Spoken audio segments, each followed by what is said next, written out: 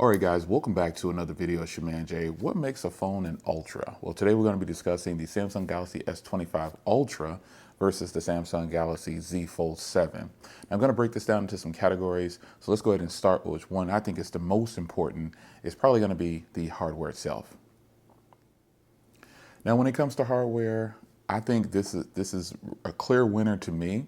But the Ultra is definitely the Z Fold 7 because you have a regular slide phone that opens up into a full-on tablet, which makes it an Ultra feature. You have an 8-inch display on the interior that's great for editing, watching content, emails, text messages, you name it. It's always going to be better than having the more narrow, smaller display on the Samsung Galaxy S25 Ultra. Now, while the Ultra is no slouch, it is definitely no comparison to the 8-inch display that is offered on the Z Fold 7. Now, as I talk about the display, we can't get past this point without mentioning the screens. Here's where, again, the Z Fold 7 gives an Ultra experience. I have the option to watch content or look at things on a 6.5-inch display, or I can open it up until a full-on 8-inch display, which is always going to be better depending on what you're watching. You get more canvas, more real estate. It's just better, and to me, it's more of an Ultra feature.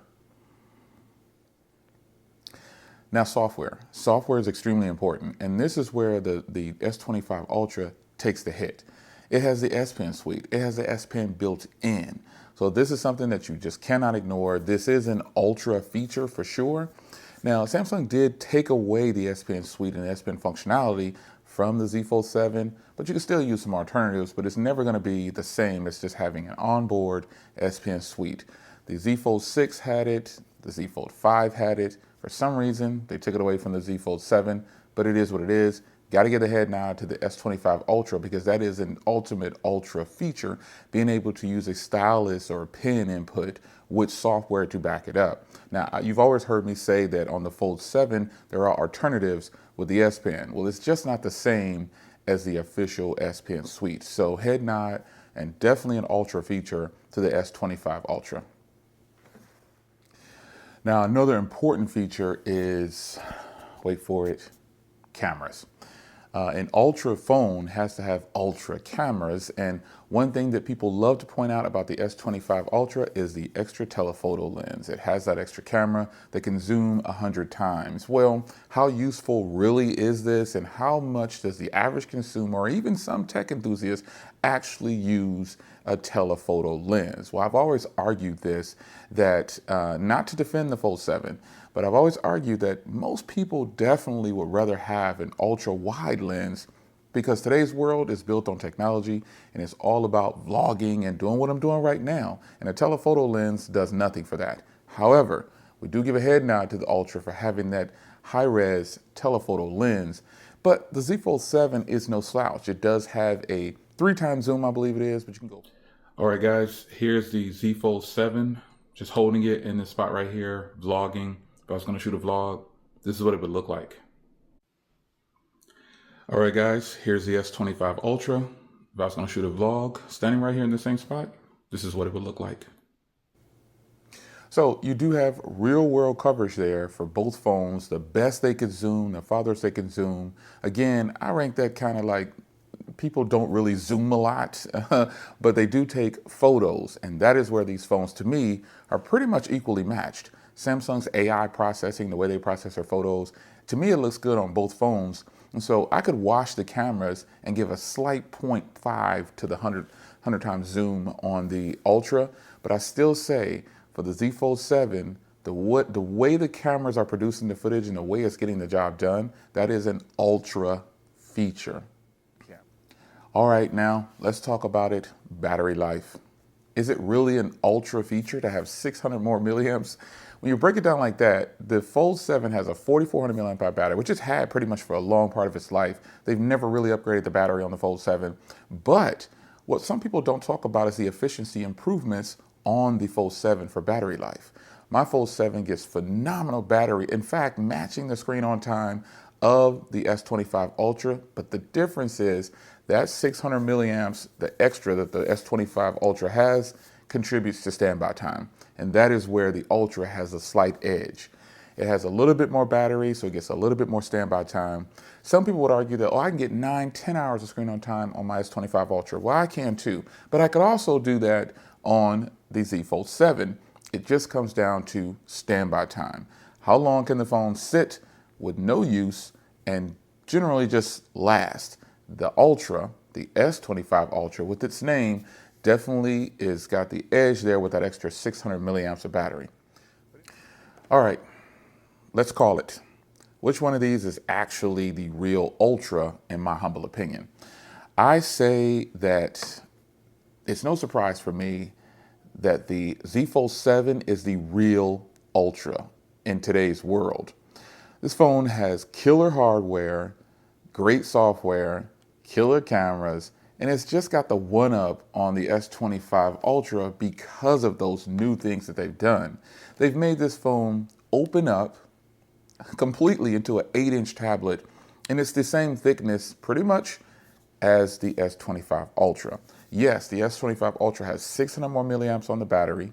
It has an S Pen suite with an S Pen built in, and it also has the 100 times telephoto lens.